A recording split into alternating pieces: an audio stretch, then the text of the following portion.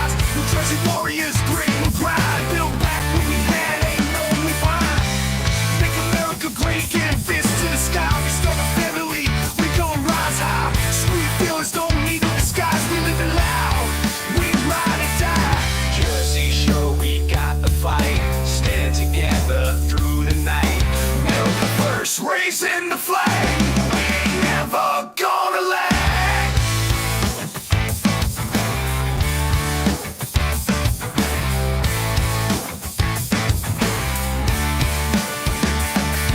Stone cold hearts in the land of the free. Galvanized truth, just you and me. Freedom ain't cheap, gotta hold tight. In Jersey, sure we'll win, gonna lag.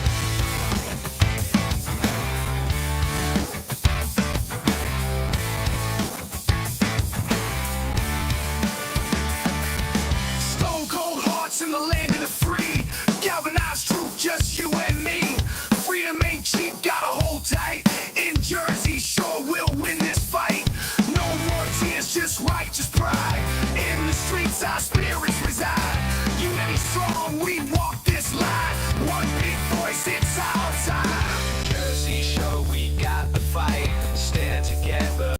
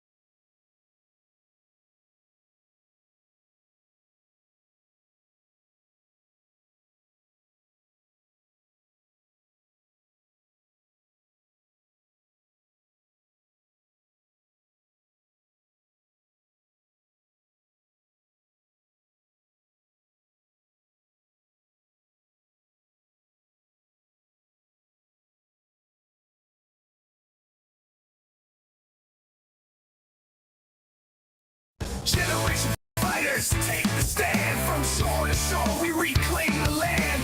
Grit and glory in every strand. In Jersey, sure we make our stand.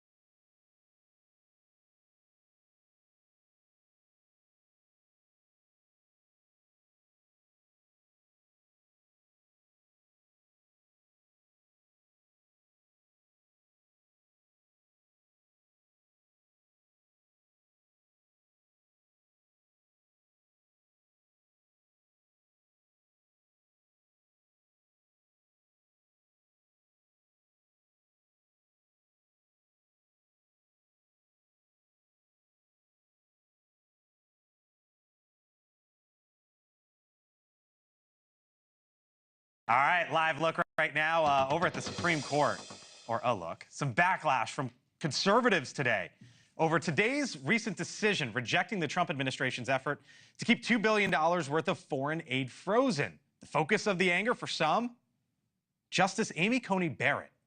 She was sworn in 2020 after being picked by President Trump in his first term. Both she and Chief Justice Roberts sided with the liberal justices in a 5-4 decision. News Nation legal contributor Jesse Weber joins us now. All right, Jesse, I'm going to get to ACB, as she's known, here in a second, and why there's some backlash for her. But what about the decision today? What did the court decide, and how is this a setback for the Trump White House? It's a major setback. They ruled against the government. They ruled against the Trump administration because they refused to lift a lower court judge's order that prohibited the federal government from suspending foreign aid. And we're talking about money that now has to conceivably be paid out, $2 billion in reimbursements for work that had already been done. And the Supreme Court instructed the lower court, who issued this order, they now have to give guidance to the federal government about how exactly and when exactly they're going to pay out this money. So it's a big loss to the Trump administration.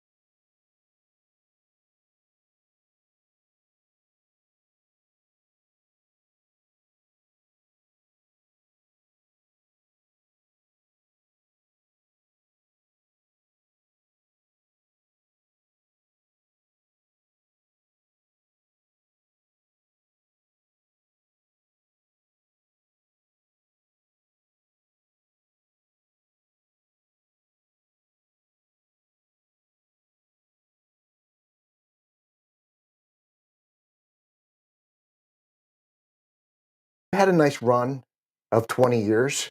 Okay, now it's time to move on. You know, go to the back, go to the hall and sign the list. Yeah, exactly. That's what it's about. I mean, and Yeah. and that business, if you don't produce, you get replaced. Right. If you're a slugger, hey, all right, you got to go. We're going to get another guy on the wall. You're not going It's to work. true. Yeah. So that's why Yeah. they be held accountable. They get all up in arms when Elon Musk sends out an email just to make sure they're alive. Tell me 5 things you did this week. That's all he wanted. Yeah, just to make sure you're alive. Yeah. Respond. He wanted a response. That's Yeah. it. You know, he So didn't care if you answered 5 questions. He just wanted to see if you were alive. So yeah, and it's just like I don't know. What are they afraid about? Why don't they want to answer the I email? don't know.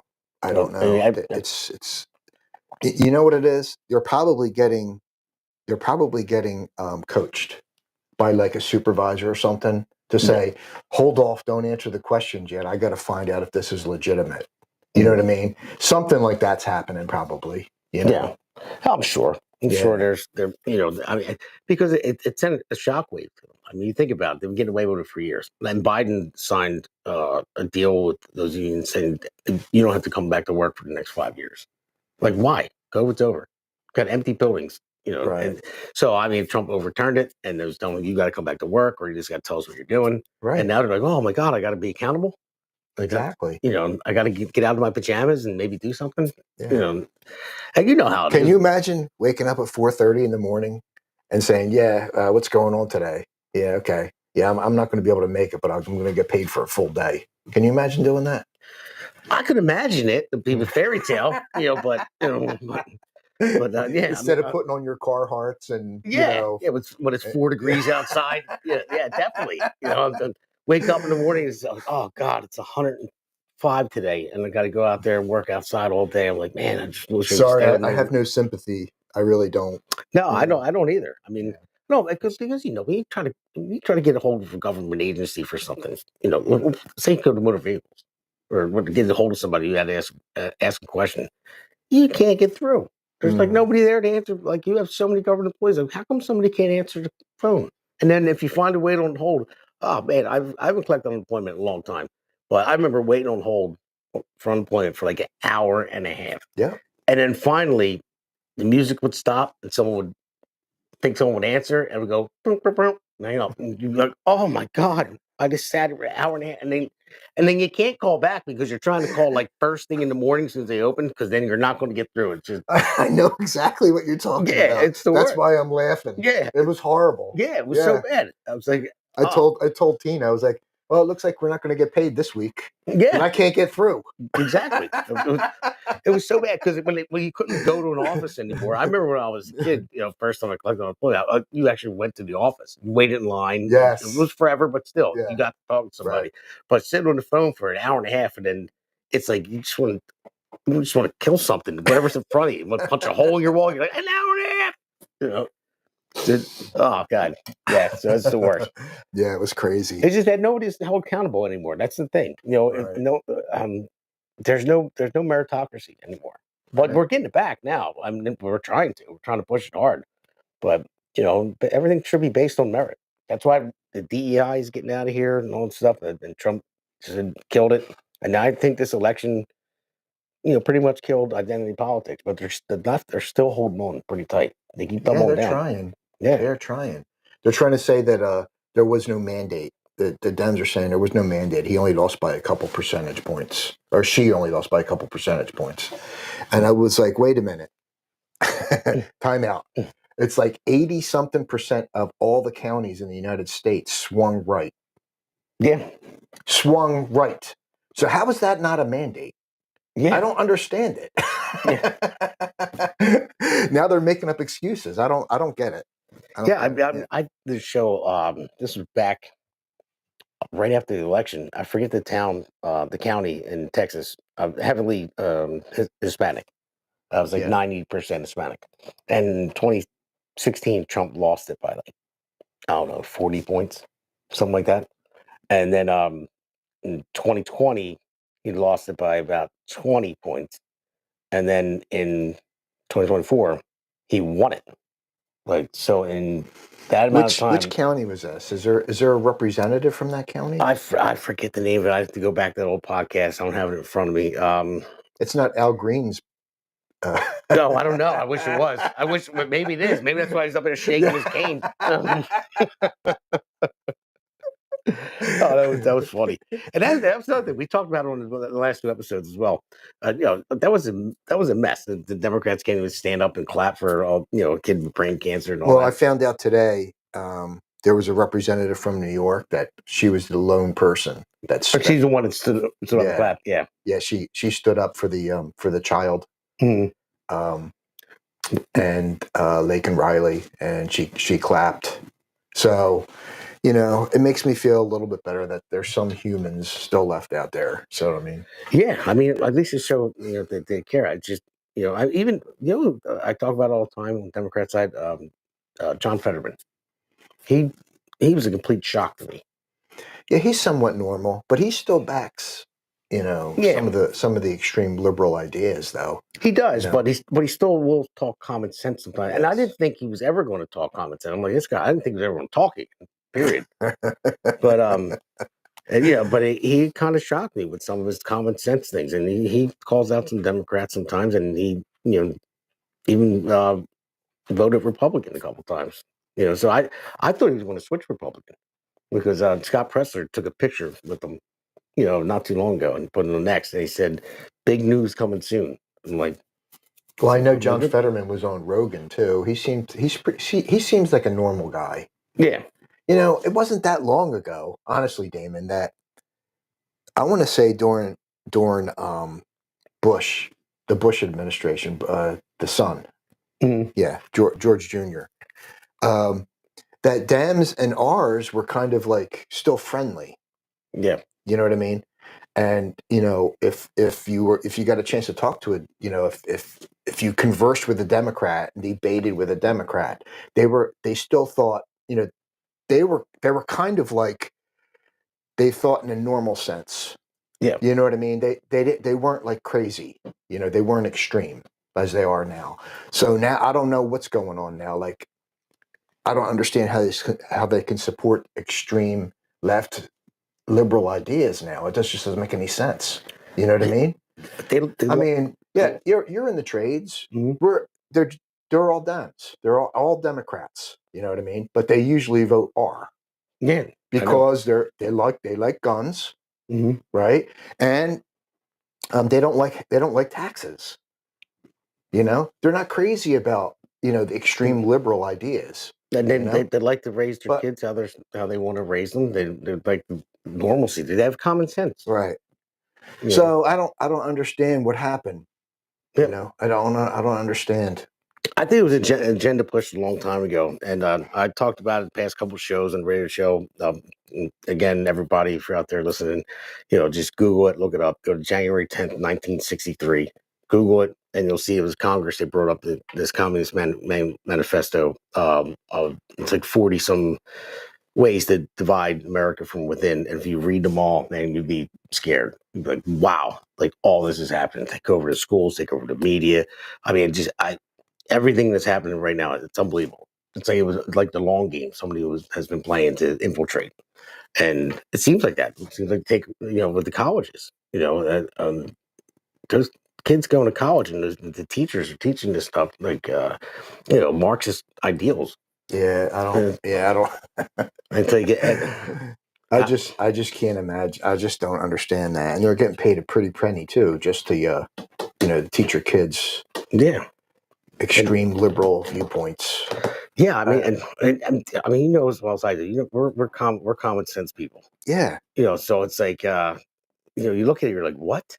Like, what are they talking about? I mean, I don't think these kids ever even ever faced any true adversity. They were given everything, and they were told that, well, you deserve this, you deserve this handout. Government should take care of you. And I'm like, yeah, that's right, they should. Like, no, go out there and work.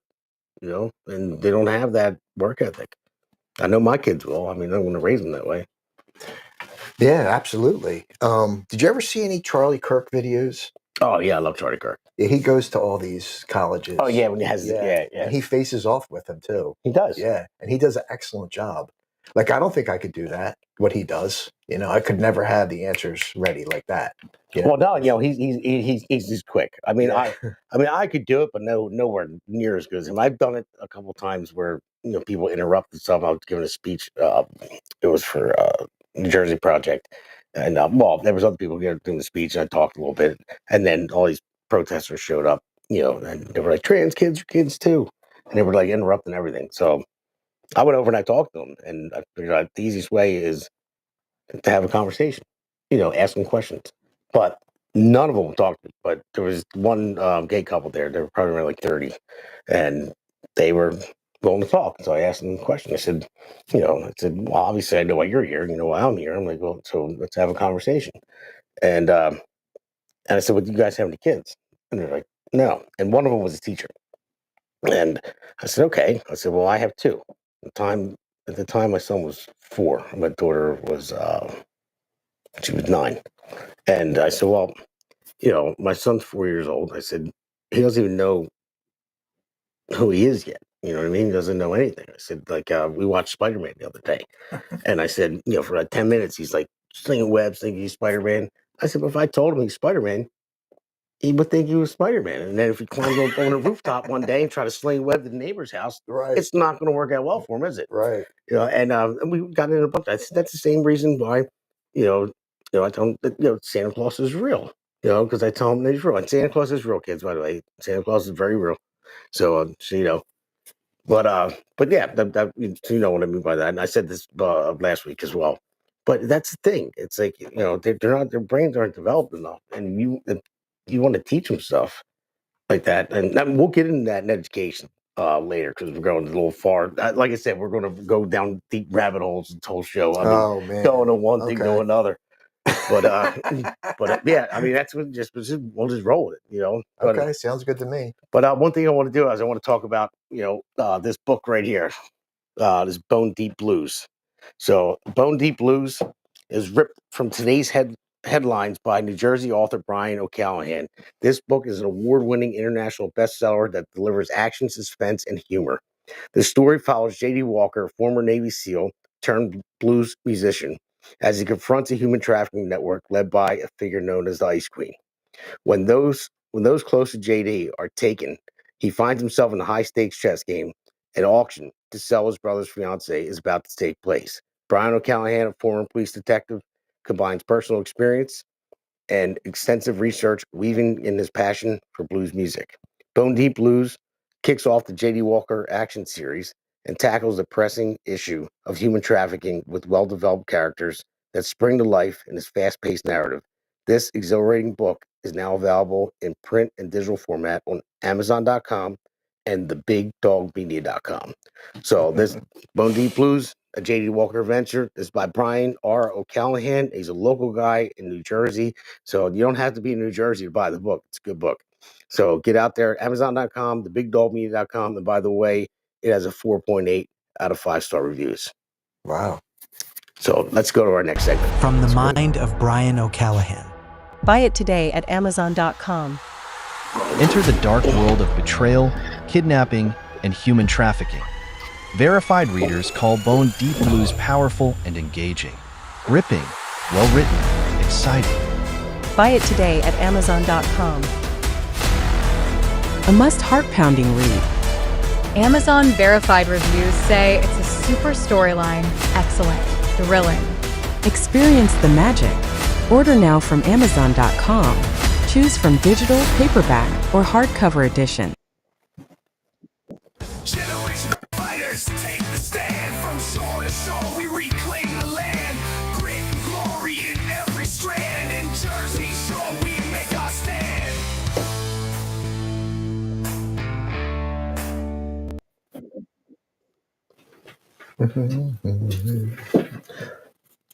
So Nick, before we get started in this segment, this one's on education. So let's roll S2V1.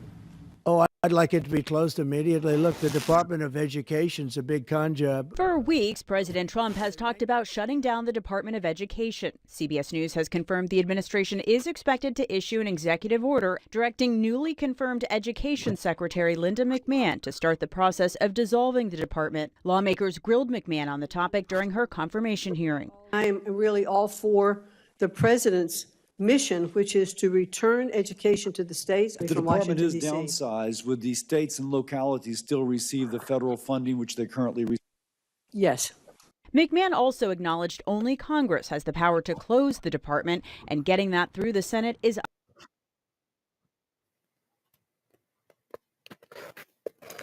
So what do you think about that? What do you think about dismantling the Department of Education, having it like in the state's hands, but still receive federal funding, but having the states and run it instead of it like a federal? I think that's a great idea. Okay. Yeah. I don't know, man. To me, it'll get rid of some of these big fat bureaucrats who are collecting a big paycheck. Yeah. For doing nothing. Exactly. So I'm all for it. Bring it back to the states. I mean, did the federal Department of Education make our standards any better? What do we rank? National, in the world. Yeah, like I said, this is we spend the most money per child in the world and don't place in the top 30 worldwide in testing, math, reading, and science. Well, we spend the most per child. Yeah, we should just let the states handle that. Yeah, I think so too, man. I really do. And before I became a county commissioner, I was on the Board of Education in Franklinville, and I think cost per student back then was like $15,000 or $16,000 a year per student. And during COVID, I sent my son for his kindergarten year. We put him in Egerton, and Egerton was like 7 or 8. So it was a private Christian school that was half the price of public school. So I couldn't afford it because you're still paying for you're still paying public school into the public school system, and you have to pay that extra money for the private. So that's a really good point. I mean, you think about it, because you're paying your taxes anyway. You're paying for the public school, and then when you realize I'm sending $7 or $8 grand, if you didn't have to pay those taxes, how much money would it save? A ton. And I was excited too because the Supreme Court, I think it was in 22 or 21, they had ruled that if you want to, I think based on a religious, how do I say this? Based on a religious school, I guess you can't discriminate if you want to send your child to a religious school.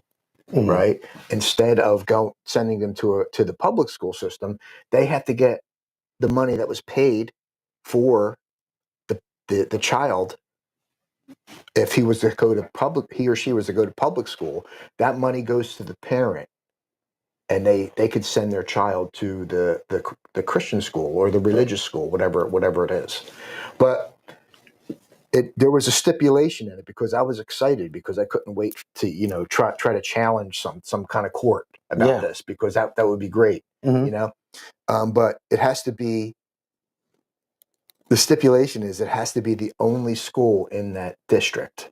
If there's only like one school and like let's say it's a Christian school, then you can actually get the money that was supposed to be allotted for that child via public school and given to the parent so they could pay for the religious school, whatever it may be, Christian or So is that something that's active right now? Yeah, but there's a couple, like I was ready to roll with that. I'm like, yeah, I'll take that money and I'll use it to go to a private school. But it's only if that school there's only what if you're Jewish and you want to go to a Jewish? Well, what if you're Catholic or right? So if Muslim, whatever it might be, it has to be such that the only school in that district is a private school. Well, there's no public school. So that was the only stipulation for the Supreme Court ruling. So I can't remember when it was, but I was kind of like excited about that because I kind of thought that he'd be able to extend his. That's not a bad idea, but that's where school choice comes in. You know, Right. you should be able to go outside of your district. Mhm. I mean, why not? I mean, if you're willing to take your kid there, I mean, you can't ask them to say, okay, you got to bus my kid, you know, an hour away. But if you're willing to take them to the school that's in your state that you want them to go to, you should be able to do that. Yeah, I agree. You know? Yeah, as long as we get the money that we're spending per student. Exactly. Yeah. Yeah. Yeah. So, you know, and it actually sounds like you'd be saving the taxpayer money by doing that. Probably. Yeah. I'm gonna look into that. I never heard of that before. Yeah. Because when I lived in Philadelphia, I got lucky that my daughter, I didn't want her to send her in public schools in Philly, but she got into or whatchamacallit, wow, I just drew a blank on it. What do you call it? Schools, not the private. Parochial?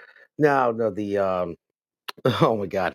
Well, it was the types of it's schools that's not beholden to the state or anything else, or it's not a private school, it's not a public school. It's the well, it'll hit me. I can't believe I drew a blank on it, but she won the lottery to go there because so many kids trying to get in. We got lucky. So she school choice. Yeah, it's not that. It's about a All right. I'll skip over it for now. I can't believe it. My wife's probably watching like, you idiot. It's going but yeah, but she won the lottery. She only went there for 2 years, then we moved to Jersey. But and then West Effort has good public schools. But that is a great thing. I mean, because I just think that, you know, the agency has turned out to be a slush fund for teachers unions, which have become very powerful under the Department of Education. This agency has been great for administrators, but horrible for students, especially minorities too.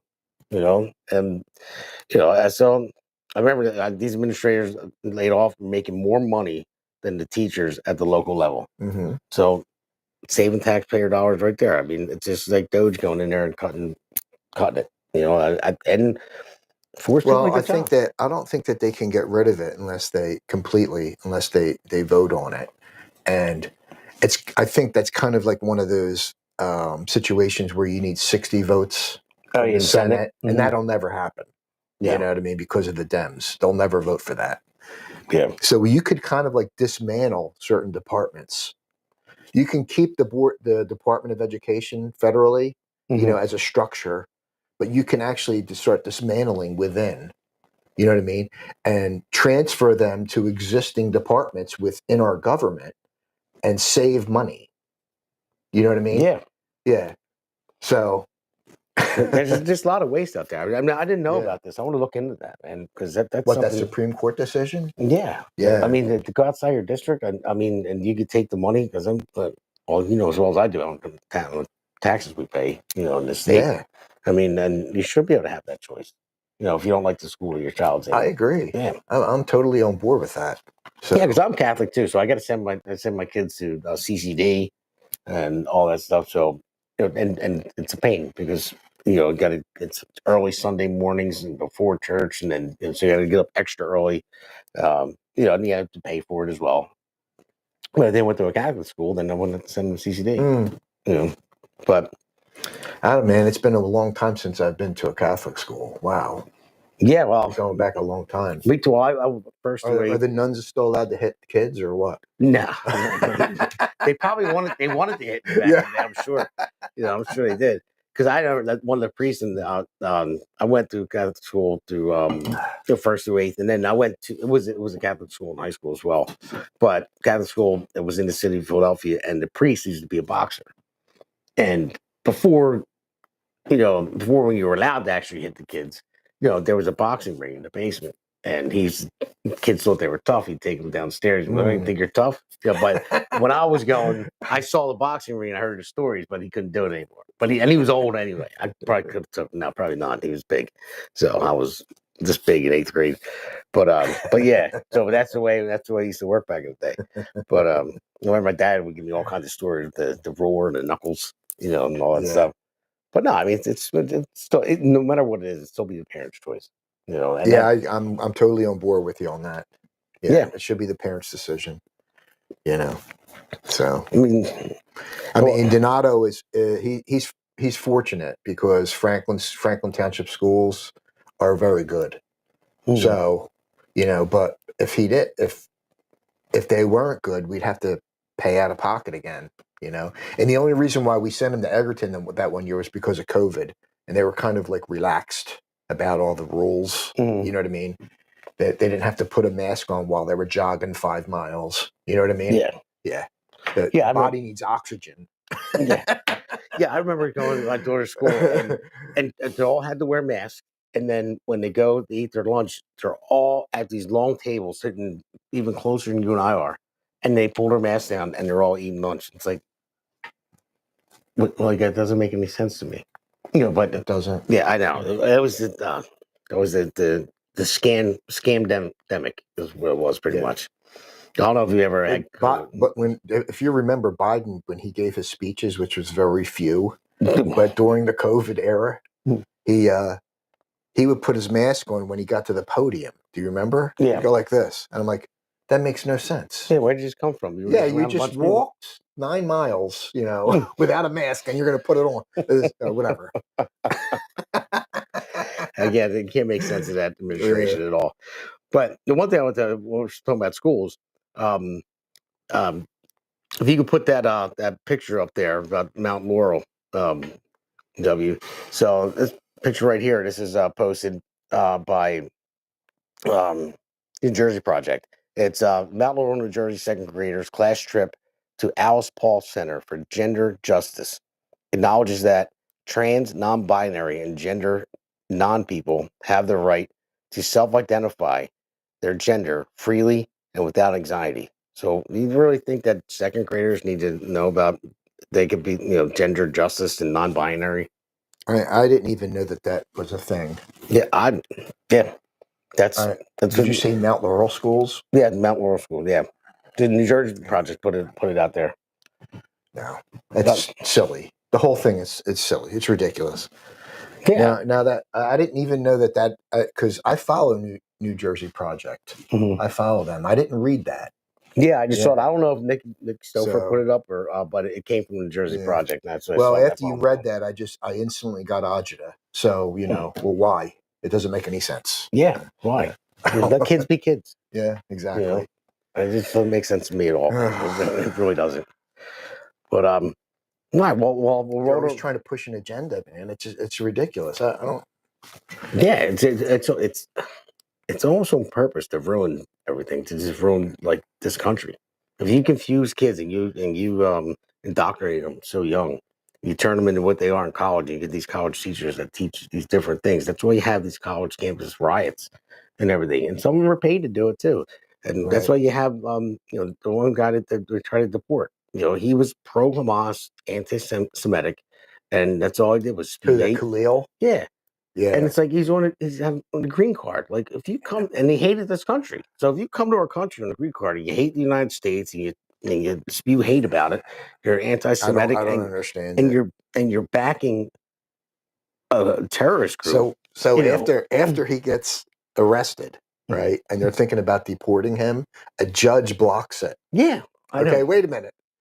So now the ACLU decides to step in and say that that Trump is infringing on his First Amendment rights. The ACLU decided to step in now.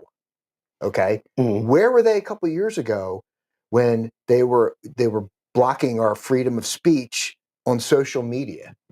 Yeah, where were they then? Yeah. Now they decide to show some force. I don't know, man. Where were they when they infringed on the rights when they were arresting people praying outside of abortion clinics? Yeah, I don't. I mean, where were the guy that got arrested when his daughter was raped, and he arrested him, and he went off in the school board meeting. He finally got off of it because they figured out what had actually happened. Where were they then? I don't. Where were they when all the nuts that sit down on the highway and block a whole highway. And it's my right to drive through this. I got to get to work. Where were they there? If I'm in an ambulance, I got to get to the hospital. Where were they there? It's like everything.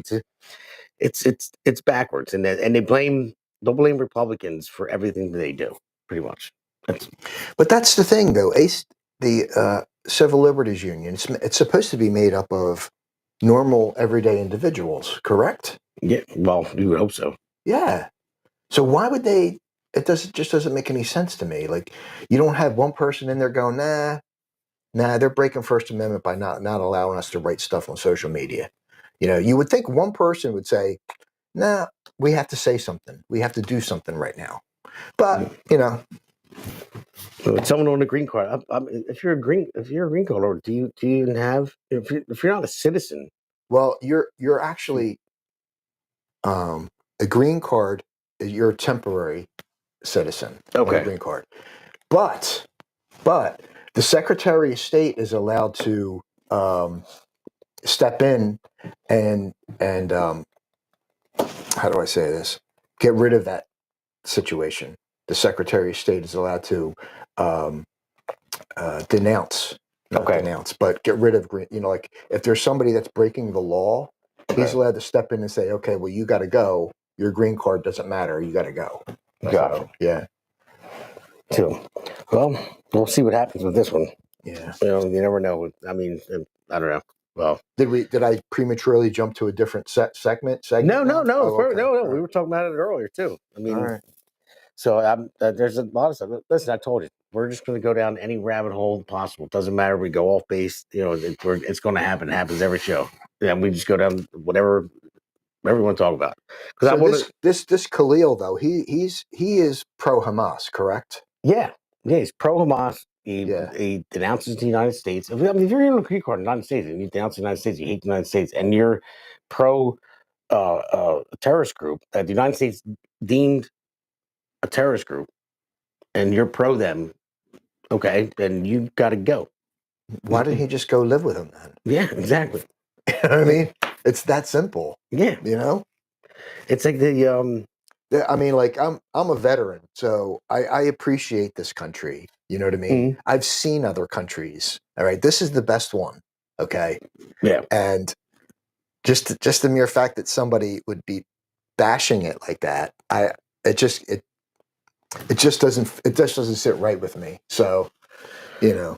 No, it doesn't either to me. I mean, I'm happy to be here. I see what goes on in other countries. So when they had the whole Gays for Palestine movement, you know, and Gays for Palestine. Oh, you hear about that? That's kind of like, how do I say that? Oxymoron.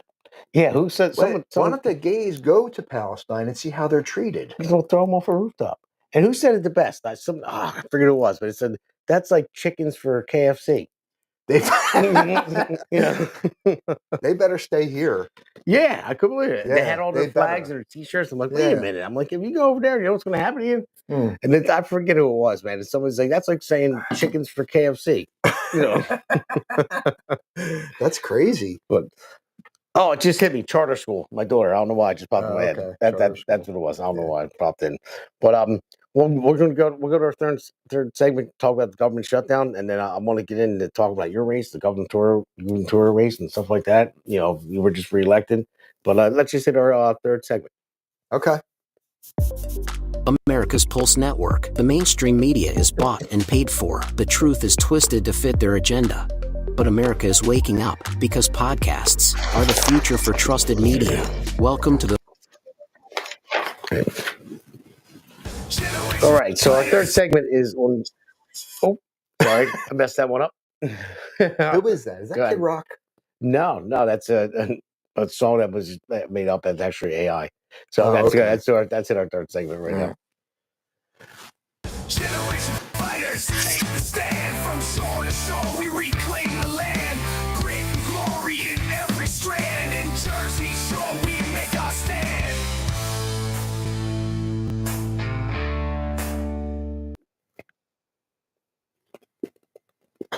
I named this Deep Cleanse because of the government shutdown. That's the whole reason. You know, you go back and forth with the Democrats, if you look at them when they, like a year ago, you hear them talking about different things. You can't have a government shutdown. It's going to hurt the economy, kill jobs, this and that. And then you look at they flip flop, and you'll see how they flip flop on the border. Chuck Schumer, man, that guy is all over the place. Like when he talks about the border, we got to secure it. I'm going to play some clips, and you're going to Wait see. a minute. How about when they're protesting, they launch into a song? Oh Like, God! it's like, what do they do? Yeah, oh God! It's like they sing everything. Like, it's really, like they're out of ideas. They don't have anything else to do. They're out of ideas. oh my God. They're just okay. Let's just sing. Because our policies didn't work. We don't know what we're doing. We can't. Do you remember the Democratic convention that they had? Oh yeah, they interviewed one of the candidates there, and she launched into a song. Oh my God! Instead of answering the question, she started singing. And I'm like, what? I couldn't. What am believe I it. watching? I couldn't believe it. Yeah, I know. I saw that. I'm like, you have to be kidding me. And then say, I mean, everything they said there. I tortured myself when I watched it. It's crazy, man. And then she said, go up, and instead of saying why she wants to be the chair or whatever, and it just goes and starts. I don't even remember what she sung. Like something about. I can't remember. It wasn't the "We Will Overcome" or anything like that, was it? Yeah, that was it. We will overcome. That was it. Yes, yes, we will overcome. Right. Well, how? That was her speech. Yeah. Yeah. So it's like, yeah. Well, that's why we will overcome. But what are you going to overcome? How are you going to overcome it? Like, tell me what you're going to overcome first, and tell me how you're going to overcome it. Tell me what policies you stand for. Yeah, it's like someone saying, "I'm going to come in. I'm going to cut taxes." You're going to start singing that too. Yeah. I'm going to cut taxes, and I'm going to give everybody freedom. Well, how? What are you going to do? Like, how are you going to subsidize it? Like, give me a plan. Give me something. Well, we will overcome. Sure. Oh my God! Just keep it up, Debs. I like it. I like it a lot. Keep it up. So, but. All right, so I'm going to start with Schumer, man. He's out of his mind. But this is not just Schumer. This one's on like immigration, and then we'll go into him this flip flopping on the shutdown and everything. So let's roll S3V2. Now, this comes as V1, Democrats have not yet responded to the White House's counteroffer for border security to end the shutdown and fund the government. Here's more on how Senate Minority Leader Chuck Schumer has shifted on his stance on immigration over the years. I have never supported a border wall, and I challenge anyone on the hard right to find a time when I or any expert has supported a wall like what the president has proposed. We must create a system that converts the current flow of primarily low-skilled illegal immigrants into the United States into a more manageable and controlled flow of legal immigrants who can be absorbed by our economy. For decades, the United States was operated and has operated a very low-skilled immigration system. This policy has placed substantial pressure on American workers, taxpayers, and community resources. When we use phrases like undocumented workers, we convey a message to the American people that their government is not serious about combating illegal immigration, which the American people overwhelmingly oppose. But we are a land of laws. We have borders. You said it. They're illegal immigrants. They're not supposed to be here. People who enter the United States without our permission are illegal aliens, and illegal aliens should not be treated the same as people who entered the U.S. legally. This legislation demonstrates our compassion for struggling American families who deserve an immigration system that puts their needs first and that puts America first. I say to you that the American people will never accept immigration reform unless they truly believe that their government is committed to ending future illegal immigration. And any successful, comprehensive immigration reform bill must recognize this fact. I believe that real and positive immigration reform is possible as long as we focus on the following goals: to improve jobs and wages for Americans, to strengthen our nation's security, and to restore respect for our laws.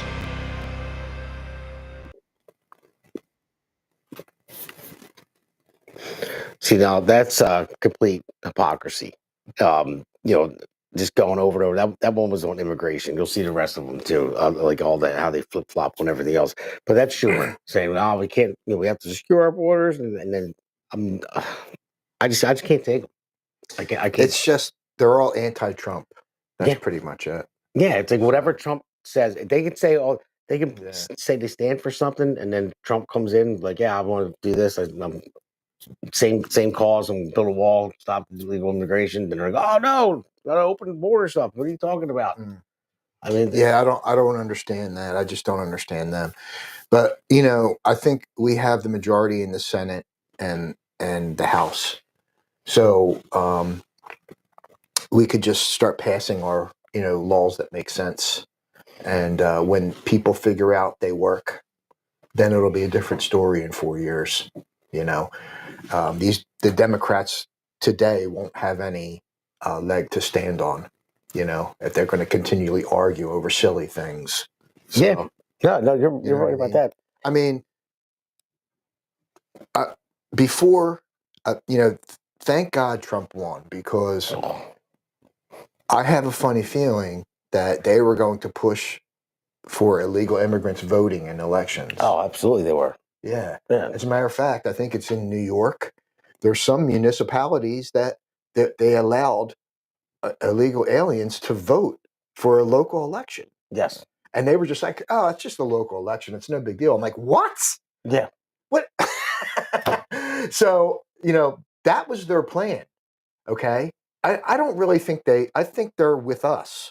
You know what I mean? I think deep down inside, Democrats believe that, we should secure our borders. But they see like 9 million votes. That's all they see in their head. 9 million votes. Yeah, it was a power grab. They don't care. I mean, that's the thing. I don't think they really care about the country. I mean, there's Republicans too out there that don't care about power. I mean, it's not just Democrats, but a majority, I would say, Democrats. It's all they care about. They will stick together no matter what, no matter how wrong it is. It doesn't matter. And they do. The Democrats, they stick together lockstep. Yeah, they do. You know what I mean? They don't care about blowing out spending. It's just about kicking the can down the road. Let's stay in power a little bit longer. Let's keep kicking it down the road and keep racking up debt. And that's what, I don't know. It's almost on purpose, man. I really think the Democrat Party was hijacked by, some type of special interests. Yeah. And the thing is too, like one thing that worries me though, Trump only has 2 years. It's 2 years to push this through. I mean, like James. Well, that's to say, if the midterms are going to flip Democrat, I don't think they are. Well, here's the thing. The way I see it, like James Carville said, and I can't stand him. He's a wacko too. Yeah, I can't stand him, but he is smart. He doesn't know what he's talking about sometimes, and he's like, you know what? The best thing to do is just sit back and wait for them to make a mistake and then you pounce. And that's a good strategy, and I just don't want Trump to make a mistake because the media is still against him. That. Now he's pushing these tariffs pretty hard, and I talked about it last week as well. It's kind of making an unstable stock market. It's volatile because people are afraid to invest. Like he's going to tariff, and he's not going to tariff, and he's going to tariff, and then now he's doing it. So I mean, I think it's a good bargaining chip, definitely. To bring their tariffs down and even out the playing field, or threaten with a tariff to get his way with something like secure the border.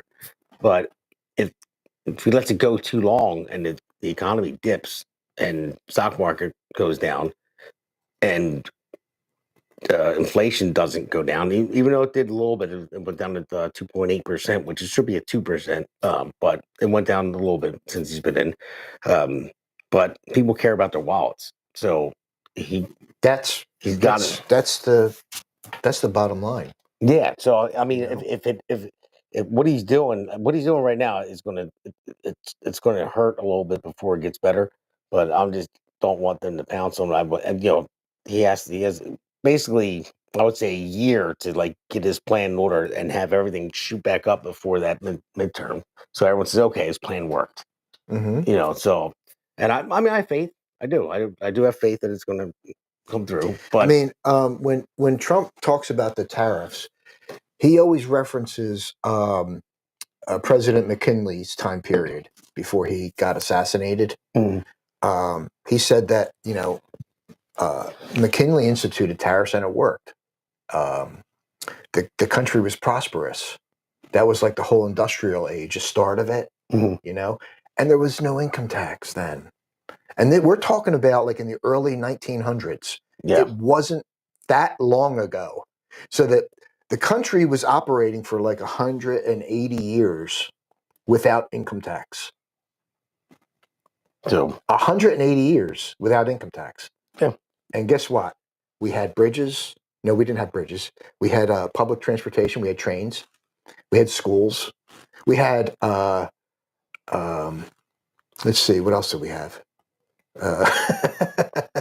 We had everything that we have today before they started instituting this income tax system. You know what I mean? Yeah. And I don't know, man. To me, it just seems like it's extortion to the American taxpayer. I think it is too. I think because I get it. Our country became so powerful that every other country figured, okay, well, we can leech off of them and we can charge them higher tariffs than we charge them. And you know that's the reason that was the reason behind it. And Trump was the only one that stepped in and said, "Whoa, wait a minute, you know, you're ripping us off." Yeah, which they are, and we send them aid for everything else all the time. I mean, it's like, you know, we're getting ripped off all over the place. Right. So and that's why we're. Well, what he's saying is we should at least have a reciprocal tax. Yeah, which means that if Canada is going to, they charge us. Did you know that they put tariffs on us? Okay. If they're going to charge, let's say, for example, 25% tariff, we're going to do the same. Okay. We're not just going to say, okay, well, you know what? You know, we'll give you 10. No, reciprocal tax. Yeah. So I guess the point is to drive them both down, because if you know, if everything goes up and they just keep matching everybody going up and up and up, I mean, it's going to be costly for everybody, for all the consumers, you know, and you got to plateau somewhere. Now we'll outlast anybody with tariffs, you know, but I'm just looking at people feeling it in the United States and be like, midterms come around, but oh, wait a minute, you know, so hopefully, you know, I know it's going to hurt a little bit before it gets better, but the off ramp has to be like within the year. So the second year coming in, you know, everything is going up and everything's the golden age starting. You know, 'cause I know he's, you know, you got to get dirty first, you know, and that's what he's doing. But I mean, that's why I'm concerned. That's why I want to let everybody know I have faith. I have faith that Trump is doing the right thing. I think he has a plan. And just so you know out there, I really believe it's going to hurt. Shuts down, it will be average Americans who suffer most. And then, we got a complaint. So it's going to hurt a little bit before it gets better. I always say that, you know, the night is darkest before the dawn. So let's roll the next clip. Let's do S3V2. If the government shuts down, it will be average Americans who suffer most. Republicans do not have the votes in the Senate to invoke cloture on the House CR. A shutdown is very serious. In my opinion, if we're shut down, you can't be fired. And what does that mean? It does mean that people will not be paid, but it does mean that they will get their back pay. There are real consequences when the government shuts down. It harms our national security. It harms our economy. I am a no. I will not support what they're calling a continuing resolution, but it's not. It actually is a surrendering of the powers of Congress. And in the Democrat senators meeting, Senator Ricketts, apparently Kirsten Gillibrand, it seemed to be her, was shouting behind closed doors. Now, it could have been Schiff. Schiff, when he's shouting, could sound like a lady. But just real quick response before we go. Well, obviously, I was not in that Democrat meeting. I didn't get invited. But again, you're just pointing out the hypocrisy of the Schumer shutdown. He had 11 of our 12 appropriations bills come out of committee last year. He did not bring a single one up to vote. In fact, over the last 4 years of the Biden administration, Schumer brought up exactly 3 of the potential 48 bills that would have been out there to be able to do it. So he had the opportunity to be able to get this budget passed. He ignored it. He wanted to write it. And now that Republicans are in charge, all of a sudden he's got second thoughts about this. It's just galling that he would actually even ask for a 30-day suspension when it was all in his authority last year to do it. Just terrible.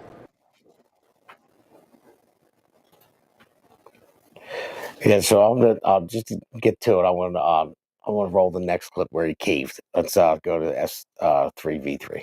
After hours of reportedly heated closed-door meetings Thursday, Senate Minority Leader Chuck Schumer changing his tune, saying he'll now vote to advance the GOP spending bill to avoid a shutdown. A big step towards getting the bill to President Trump's desk. While the CR bill is very bad, the potential for a shutdown has consequences for America that are much. Yeah, so there's Schumer again, that flip-flopping again. All of them. They're saying, can't have a shutdown, can't do this, can't do that. And then all of a sudden, now all of a sudden he cares. Yeah, because he knew it was going to be put on him. Yeah, okay. And he had the cave.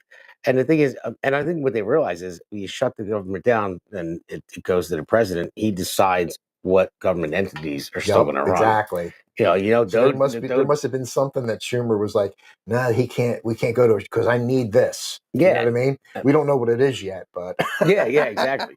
And so it was part of like Biden's bill. I mean, it is spending money. There's stuff in there that I didn't like, but it was just to keep the government running so we can keep the agenda flowing from the Trump administration. But yeah, if they would shut it down, Trump would have said, okay, I'm going to shut this down, this down, this down. Doge, keep going. You know, and they're scared as hell as Doge. They really are. Yeah. I'm watching everything they're uncovering. I mean, you look at Donald Norcross. I've never seen him. And Donnie, I hope you're listening, Fredo. I call him Fredo, but so he's never been so. I do all the time. He probably hates me. I'm probably gonna get knocked off one day. But he's never been so like outspoken and mouthy. Like he always flew under the radar. Ever since he's been in, like George was like, always the face, and Fredo like, didn't say anything.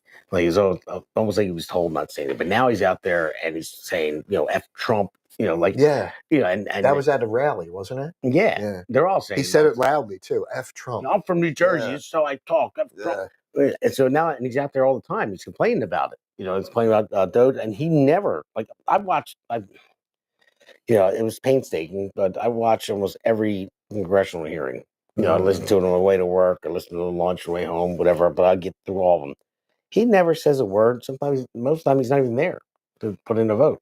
He just flies under the radar, rapes Camden Drive of his tax dollars. Something's up. Yeah. I'm going to tell you that right now because most of your, no, I shouldn't say most.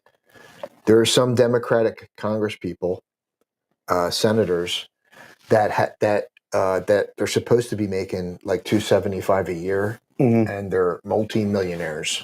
Oh yeah. Okay, so they're going to get found out. They're going to get found out. And just to clarify, when Clinton and Gore took office, the first thing they did was they wanted to make a more efficient government, so they started cutting waste. Okay, 2 Democrats cut waste.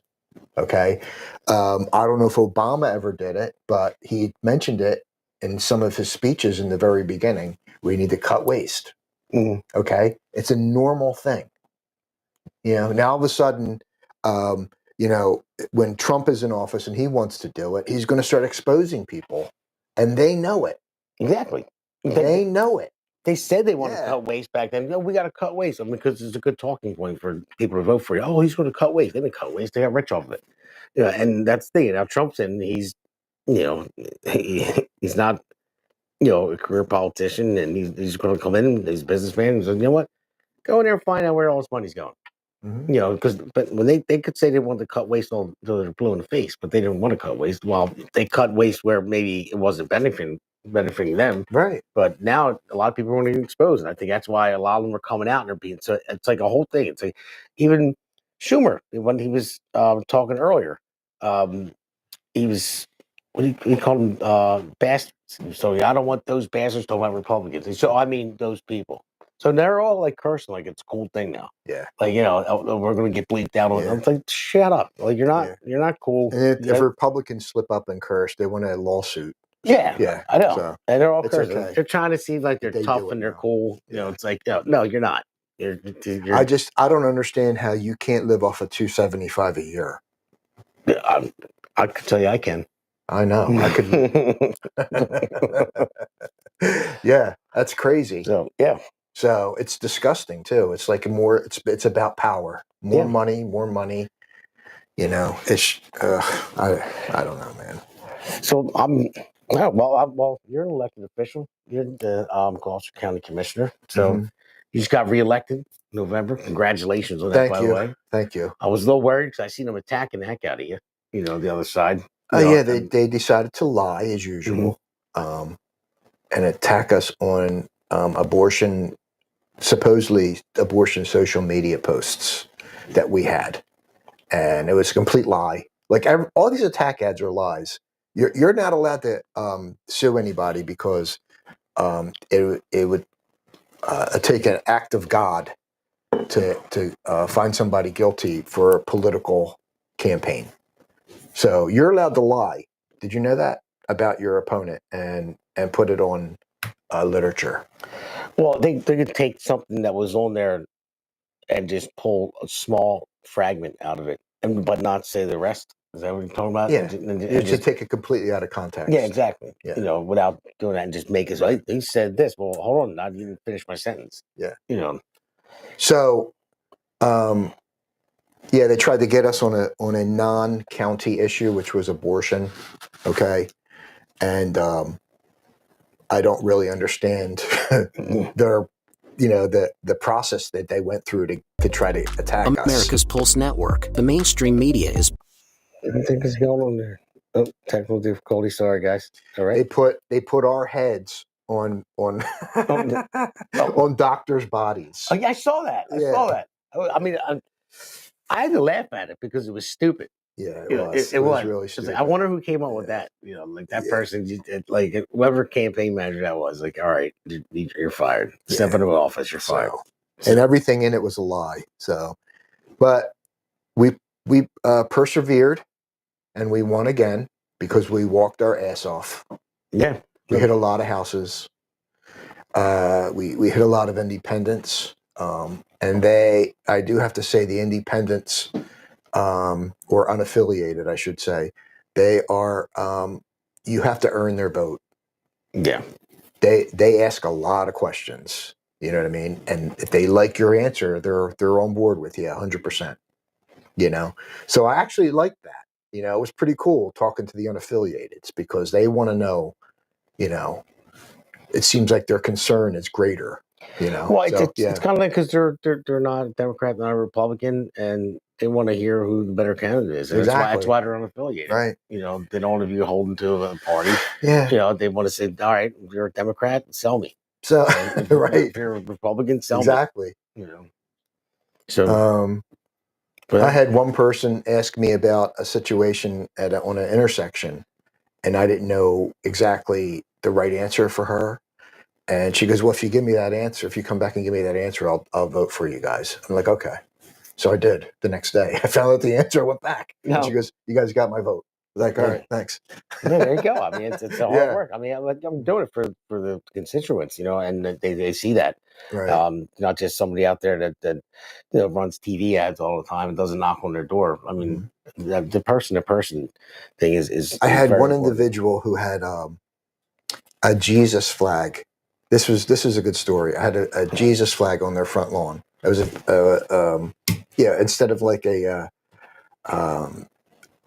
sign for like a candidate, it was just a Jesus on it.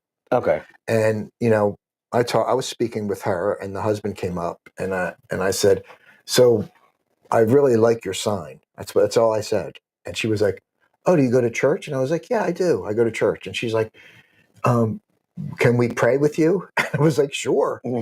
So she walked out of the door, and we prayed. And she's like, she prayed for the welfare of our country, and that she feels as if that we were the right candidates to go forward. And I was like, great. I mean, I could use all the help I can get. You know what I mean? Yeah. So yeah. Yeah. So if God wants to help me out, that's fine. You know what I mean? I'll take it. I'll accept it, God. Yeah, sure. But when me and Chris ran, okay, I may sound like a broken record right now, but I think it's important because what are the two biggest issues, do you think, that when people vote, they vote on what? What do you think? Well, are you talking about like policy issues, like or like just local? Sure. I mean, like I'm just talking about in general. In general, they want to see that you're. I would say number one, genuine and trustworthy. That you're going to deliver on your promise. Okay. You know, and you have to and you have to be in line with. You have to have your feelers out, like what the people want. You know, it's not just not about what you want. I mean, you can have your ideas, but it's about what the people want because you're going to represent the people, and they feel that you're going to represent them for their wants and needs. I think that's two big things. Right. Well, we ran on. Oop. Stop it! Come on. Somebody's calling me on Signal. Close that. There we go. Done. So anyway, it's okay. We ran on 2 issues. Okay. First of all, in 2020, we ran and we lost. All right. Chris and I. And it was very, very close. They weren't even expecting that. You know, the two goofballs, who, me and Chris, we came so close, but we lost. Okay. So we decided to give it another shot in 21 and we won. Okay. We ran on 2 issues, corruption and taxes. Okay. Oh, now, yeah, I know what you guys did. Yeah. And even though we won, we were still outnumbered 5-2. Okay. And honestly, we are there, to make sure that they don't pull any shenanigans. Okay. We're there for that. For 4 years, this is going to be the 4th year in a row now since we've been in office. We're going to have a flat tax in Gloucester County. That means the county budget is not going to get raised 1 cent. We're going to have a flat tax for 4 years in a row. Okay. And everybody said, "Oh, but you're going to be outnumbered, so it doesn't really matter. What you can't control that." Well, I'm not saying we controlled it, but I think we played a big part in it. Because right now, you have municipalities that are all Republican, from mayor, council, all Republican. Okay. Yeah. And some of them have had historic tax increases locally. Historic. And you're like, did we vote for Republicans or did we vote for Democrats? Yeah, right. I mean, yeah. I mean, we're two guys, two individuals, okay, on the county board, 2 Republicans, okay, and we fought hard to try to get the taxes flat. I mean, Gloucester County has a huge surplus to begin with, so maybe it's a little bit easier, and our bond rating is phenomenal. So, we had the, and I do have to say it was a joint effort, but we have the know-how to realize that, people are tired of paying taxes. Okay, they are just disgusted with it. It's just a vacuum that never stops. Yeah. You know what I mean? I know. At some point, it has to stop. So from now on, Chris and I are going to start calling ourselves the Gloucester County Doge team. Nice. So 4 years in a row, flat tax from Gloucester County, and actually Gloucester County is the only county. No, I'm sorry, not the only, but the county in New Jersey that people are flocking to. They're moving into this county more than any other county in the state. That's awesome. So, yeah. No, that is great. And it was funny. I went to an event with Bill Spadea last weekend, and I filmed on Facebook Live, and I got to ask him a question. I said, and he knows who I am. When I went to ask him a question, and I told him, Jersey Shore podcast, Murder Schools Network. He's like, "I'm supposed to be on your podcast, right?" And I said, "Yeah, I hope so. You better be." And I asked him a question. I said, "How do you feel about a New Jersey Doge?" And he's like, "Yeah, absolutely." And he was at an event, and he brought it up, and he said he was the only candidate that got booed because he brought up the New Jersey Doge. He said it was full of bureaucrats, in there, and none of them wanted it. So, but he said, "But I'm going to go after it. I'm going to, that's why I'm supporting Bill. I've had Ed on here, and I like Ed, and not Justin Barbera. He's a great guy as well. And I told him I'd even help him out as well. But I'm supporting Ed. But I think everyone has a right to run primary. But I'm supporting Ed. I'm sorry, I meant Bill. So I'm supporting Bill Spadea. So I can't wait for him to come on. I was just talking to Scott Pressler last night too, and I'm looking forward to him coming on. He said he's going to come on as well, and we're just want everybody on. I want to hear everyone's opinion. I mean, I know you worked your ass off. So are you talking? Are you asking me my opinion for governor? Is that what you're asking? Well, you don't have to if you don't want to. No, I'm not saying that. Yeah, but I know Bill just he won Camden County like 2-1 in that vote because I had Kimberly Stewart on a radio show last night. Sure, I should be on the podcast next week as well. Kim is a good person. She really is. Yeah, she is. She took a lot of heat when she first got in. A lot of people went after her. Well, you got the cabal attacking her. Yeah, I know. I mean, the person that was in there before her, it was the most horrible human being I've ever met in my life. Yeah. So I'm glad Kim is in there. Yeah, I know. So I was glad. I actually, Eric Simpkin. He was on the show. Yeah, he's a good dude. Yeah, he has no filter. No. Like he's coming after you. Like Right. So. He was on the show here. Yeah, he was here. Last Monday was. Yeah, I think it was last Monday.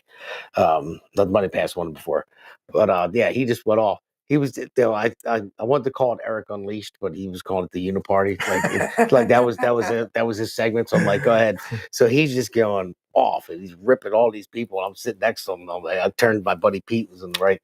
I said I should have had that disclaimer that we have on 92.1. The views and opinions reached here, not.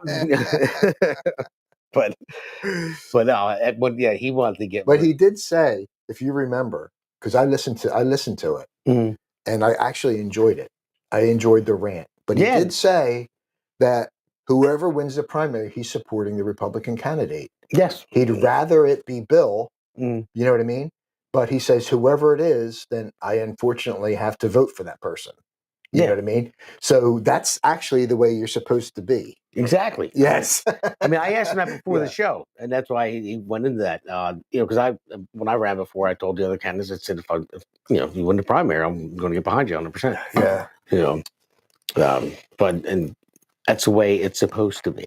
Mm-hmm. And he's supposed to run. I mean, I would say as a Republican, you should run a clean campaign. Now, you can make your little jabs on saying, well, my policy is better than yours because I'm going to do this, and then you failed at this, But when you go into just trashing each other like that debate that was on the conservative debate, it was a mess. I mean, it was embarrassing. It barely got any policy. I think that honestly, this is just a personal opinion that Bill held his composure throughout that debate. Oh, he did. He did. Yeah, he definitely did. I think just, I never saw that side of Jack. He was he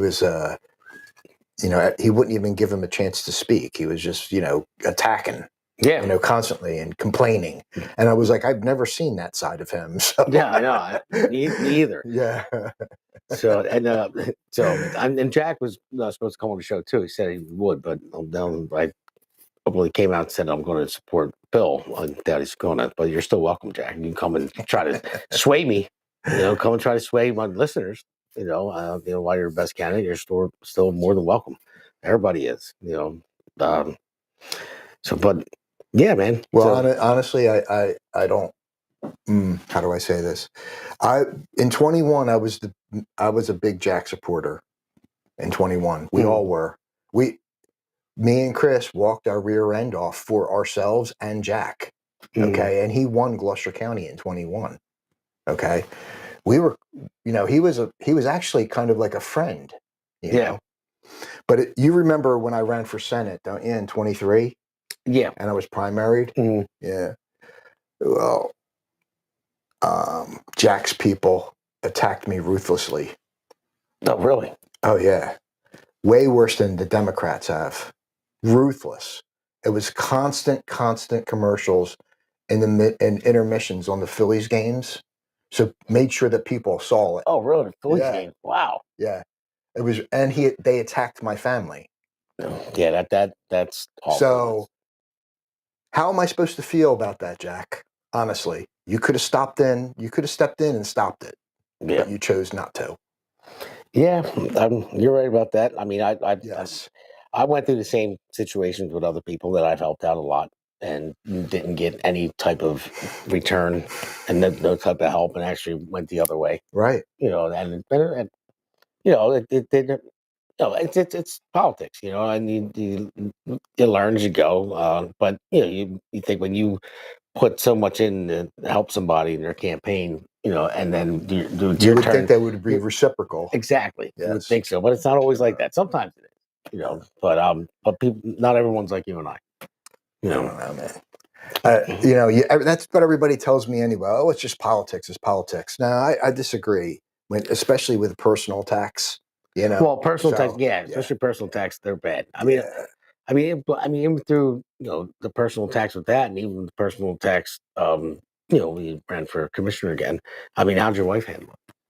Like, was she, because it's got to Well, be tough. the on the last re-election one, where they tried to attack us on abortion, because I saw it was kind of like Facebook. she wasn't. No, when I ran for Senate and they were attacking me. All right, my wife was livid. She was pissed. Yeah. Okay. She thought that I didn't deserve that. You know what I mean? Yeah. And honestly, this is my own party. Yeah, right. Yeah. You know what I mean? Yeah. They attacked me worse than the Dems did. So this last time it was kind of like a joke because we all thought it was silly that they were trying to attack me on abortion. All right, the abortion issue, when it's not even a county issue. Like, Yeah. I think everybody knows that. You know what I mean? So, well, that's all they had. You know, Yeah. that's all. That's why they got shellacked in the presidential race too. Yeah. Like it's all about abortion. I'm like, okay, it's in the hands of the states. We're over that. You know, Mhm. but because they don't have any real policies. You know, if they had something real, then they would have won. You know, I mean, that's that simple. And I kind of think they wanted the two Dems to win, you know, just so they could have control again and they could, you know, sneak some things through. Oh, of course. You know what I mean? Without us seeing it. Yeah, they always have an agenda that's not for the people. Oh, can I say something real quick? Yeah. There was a couple years ago where we found out that there was a whole canine Ember situation. If you remember that, the dog that died in the car of the fire marshal. Yeah, that's right. Yeah. Well, I just want to tell everybody that situation has not ended. It's still in the hands of the Attorney General, and we're still waiting on a decision. So it's still an active issue. So don't give up hope because we may still get a good outcome. So that's all I have to say. All right. Well, so we have this next segment, it's a real short one where we just wrap things up, and we have the JSP Award, it was the Jersey Shore Patriot Award, and then also the Loser of the Week Award, and then we wrap it up after that. So let's roll the next segment. America's Pulse Network. The mainstream media is bought and paid for. The truth is twisted to fit their agenda. But America is waking up because podcasts are the future for trusted media. Welcome to the America's Pulse Network. It is a network built by patriots that upholds the Constitution. America's Pulse Network stands for God, truth, and the America First movement. There is no corporate propaganda, no government spin, just real news, real talk, and real voices fighting for faith, freedom, and the future of this great nation with common sense. Here are some of America's Pulse Network podcasts. Alexandra Levine Live, hosted by Alexandra Levine. Jersey Shore Podcast, hosted by Damon Galdo. The Conservative Corner, hosted by Seth Eisenberg. APN's The Pulse, hosted by Alexandra, Damon, Elena, and Seth. So tune into America's Pulse Network on the following social media platforms: X/Twitter, Rumble, Truth Social, Facebook, and YouTube. Join the revolution. Because the pulse of America beats for God and country. America's Pulse Network is for faith, family, freedom, and truth.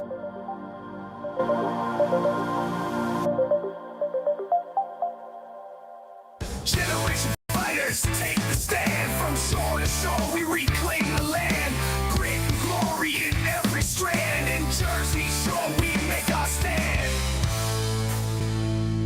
I never said.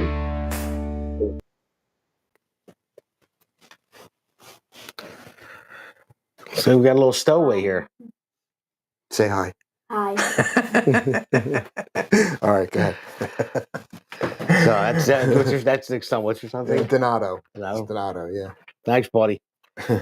So we're gonna give out the JSP award and the Jersey Shore Patriot Award, and I mean I'm sorry, I would give it to you, but I'm gonna say ladies first, maybe next week. But I had Kimberly Stewart on the show last night on the radio show, and from what I heard, what she went through in the convention with some people, and she had to stand strong for it. So I'm going to give it to Kimberly Stewart, the Camden County Chair. You were going to give it to me?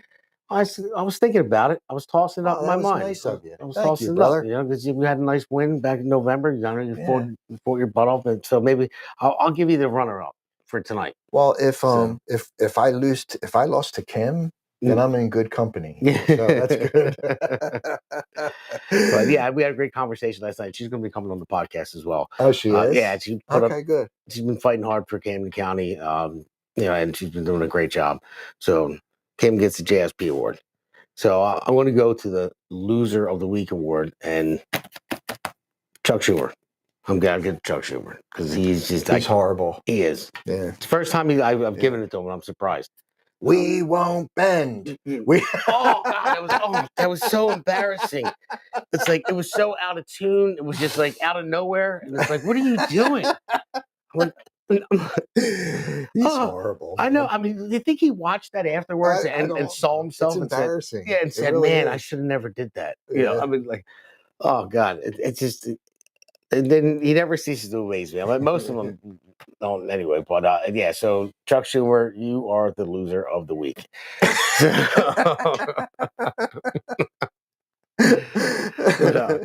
So no, I just want to remind everybody that we're under America's Pulse Network. You can go to americaspulsenetwork.com and check out our website.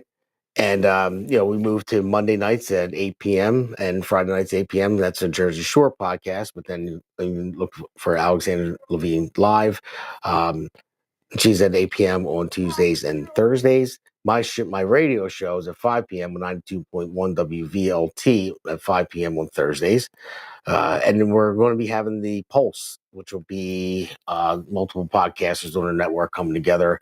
And that will be Wednesdays at 8 p.m. Wow. So we're getting pretty busy. Sounds awesome. Yeah. And we have the press passes for White House now. So we have Alexandra be down there representing the America's Pulse Network, APN.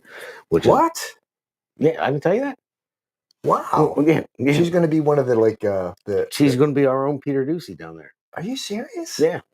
Yeah. That's awesome. Yeah, look, man, I can't wait. Yeah. I can't wait until I get started up. I'm excited about it, and she really is too. Is she part of the group that Trump is giving newer podcast people that are giving them a shot to sit there and ask questions? Yeah, so I'm to be in the press room asking the press secretary questions, and out in the White House lawn, say Trump's walking to Marine One, getting the helicopter, and blurt out a question real quick. Awesome. Representing the network. Congratulations. Yeah, thank you. I mean, we worked hard. Our producer, other Damon back there, I mean, he worked his butt off getting all this stuff done. I mean, everyone's been working hard trying to grow this network and grow the podcast and just get the truth out there. And, working a full-time job with 2 young kids and then doing all this stuff, it's not easy, but, it's important. Who are you talking about, Damon? Both of well, he has grown kids. I have young kids. So this Damon, I'm Damon, not Damon. So I already said before. One time we were all sitting together, like his son's name is Damon. Yeah, you're doing these podcasts, and you still have a full-time job. Yeah, so does he. And the amount of time he has to produce this stuff, and I mean, he works tirelessly on it. It's unbelievable, and he's producing the other shows as well. So, so he works his butt off, man. But so where can people find you on social media and all that stuff? Well, I have a couple Facebook pages. You can contact me. Just look up Nick DeSilvio. I have a commissioner page, Gloucester County Commissioner Nick DeSilvio.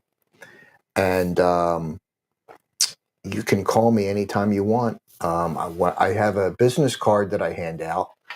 Is that my business card? Nope. He was looking to bring something up.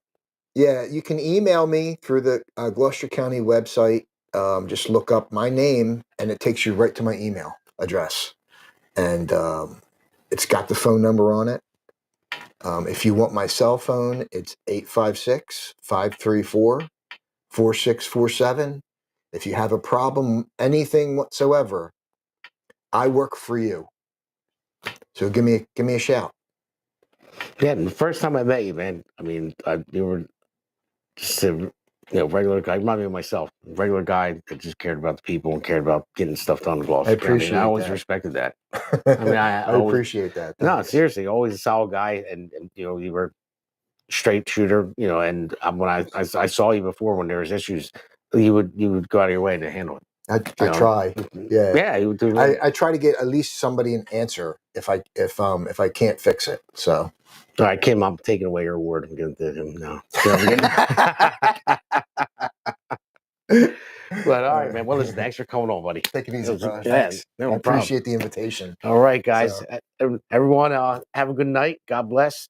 And we'll catch you on Monday at 8 p.m. Take care.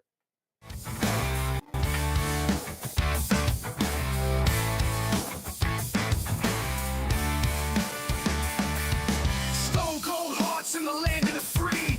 Galvanized truth, just you and me. Freedom ain't cheap, gotta hold tight. In Jersey, sure we'll win this fight. No more tears, just righteous pride. In the streets, our spirits reside. Unity strong, we walk this line. One big voice, it's our time. Jersey, sure we got the fight. Stand together through the night. America first, raising the flag. We ain't never gonna lag.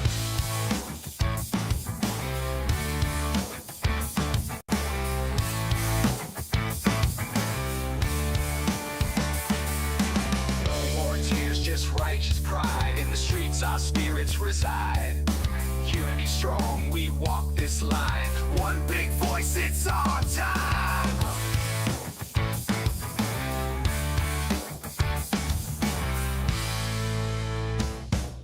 Generation fighters, take the stand. From shore to shore, we reclaim the land. Grit and glory in every strand. In Jersey, sure we make our stand.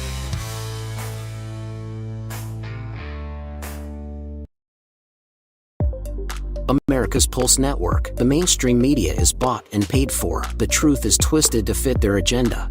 But America is waking up because podcasts are the future for trusted media. Welcome to the America's Pulse Network. It is a network built by patriots that upholds the Constitution. The America's Pulse Network stands for God, truth, and the America First movement. There is no corporate propaganda, no government spin, just real news, real talk, and real voices fighting for faith, freedom, and the future of this great nation with common sense. Here are some of America's Pulse Network podcasts. Alexandra Levine Live, hosted by Alexandra Levine. Jersey Shore Podcast, hosted by Damon Galdo. The Conservative Corner, hosted by Seth Eisenberg. APN's The Pulse, hosted by Alexandra, Damon, Elena, and Seth. So tune into America's Pulse Network on the following social media platforms: X/Twitter, Rumble, Truth Social, Facebook, and YouTube. Join the revolution. Because the pulse of America beats for God and country. America's Pulse Network is for faith, family, freedom, and truth.